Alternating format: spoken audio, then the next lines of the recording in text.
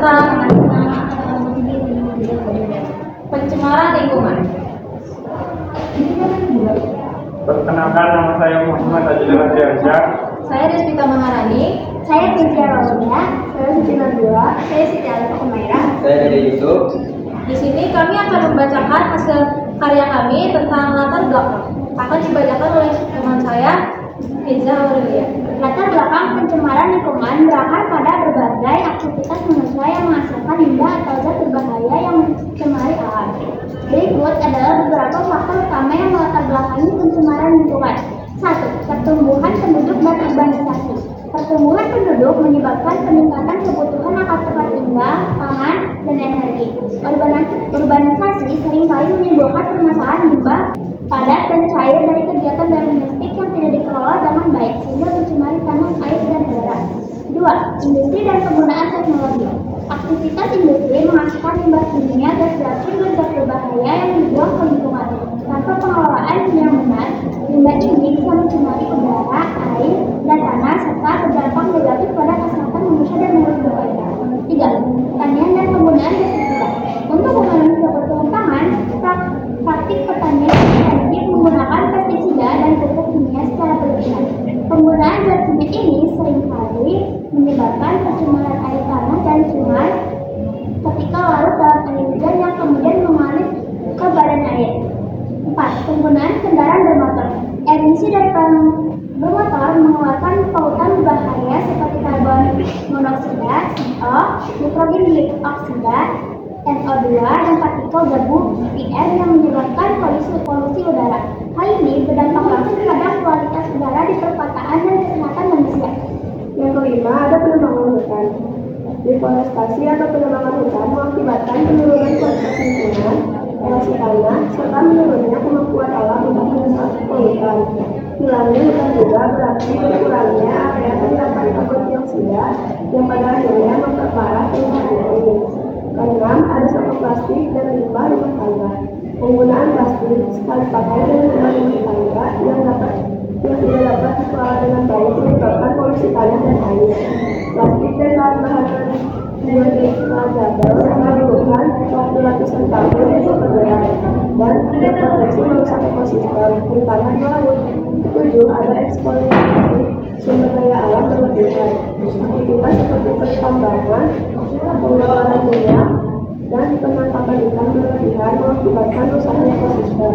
Aktivitas ini sering menghasilkan limbah beracun yang mencemari air, tanah, dan menyebabkan kerusakan ekosistem jangka panjang.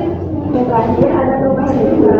Polusi udara yang tinggi berkontribusi pada peningkatan gas rumah kaca yang mengakibatkan pemanasan global dan perubahan iklim. Perubahan ini berdampak besar pada pola cuaca dan memperburuk pencemaran udara, air, dan tanah, serta mengancam kelangsungan hidup spesies tertentu. Selanjutnya, kami akan membacakan penyebab. Pertama, ada pencemaran udara. Emisi gas dari kendaraan bermotor, emisi gas industri, CO2, SO2, NOx, pembakaran bahan bakar hasil batu bara, minyak tanah, minyak atau gas, kebakaran hutan dan lahan, penggunaan bahan kimia seperti aerosol. Kedua, pencemaran air. Limbah industri yang dibuang ke sungai atau laut, limbah domestik, yaitu kotoran, plastik atau deterjen, penggunaan pestisida dan pupuk berlebih dalam pertanian, tumpahan minyak di laut, erosi tanah akibat deforestasi. Ketiga, ada pencemaran tanah. Sampah plastik yang sulit terurai, pembuangan limbah berbahaya atau B3 sembarangan, menggunakan pestisida dan herbisida secara berlebihan, penimbunan limbah elektronik. Keempat, pencemaran suara. Sebenarnya dari kendaraan mesin dan industri, aktivitas konsumsi di perkotaan, penggunaan alat musik atau pengeras suara dengan volume tinggi. Kelima, pencemaran cahaya. Lampu kota yang terang sehingga mengganggu ekosistem aktivitas malam hari yang tidak memperhatikan efisiensi cahaya. Keenam, pencemaran oleh mikroplastik, partikel plastik dari produk rumah tangga dan kosmetik. Sampah plastik yang terurai menjadi mikroplastik ke lingkungan Dampak pencemaran ini dapat menyebabkan gangguan kesehatan, hilangnya keanekaragaman hayati, perubahan iklim, hingga bencana lingkungan seperti banjir dan tanah longsor. Selanjutnya akan membacakan solusi-solusi dari penyebab yang telah dibacakan. Berikut beberapa solusi yang bisa dilakukan untuk mengurangi pencemaran lingkungan. Pertama, pengurangan sampah. Contohnya, meningkatkan upaya ulang dan menggunakan barang sekali pakai. Kedua, penggunaan energi ramah lingkungan. Beralih ke energi terbarukan seperti matahari, angin, dan air dapat mengurangi ketergantungan pada bahan bakar fosil yang menghasilkan emisi berbahaya. Ketiga, pengelolaan limbah yang lebih baik. Contohnya, limbah beracun dan elektronik sebaiknya tidak dibuang sembarangan tetapi diproses secara khusus. 4. Penanaman pohon dan pelestarian hutan. Reboisasi dan pelestarian hutan penting untuk mengurangi polusi udara serta menjaga keanekaragaman. 5. Transportasi ramah lingkungan. Mendorong penggunaan transportasi umum, bersepeda atau berjalan kaki daripada kendaraan pribadi yang menghasilkan emisi karbon tinggi. 6.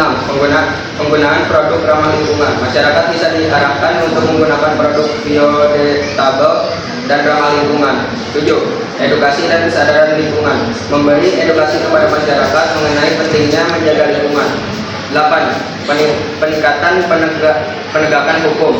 Pemerintah perlu memperketat peraturan dan sanksi bagi industri atau pihak terbukti mencemar lingkungan.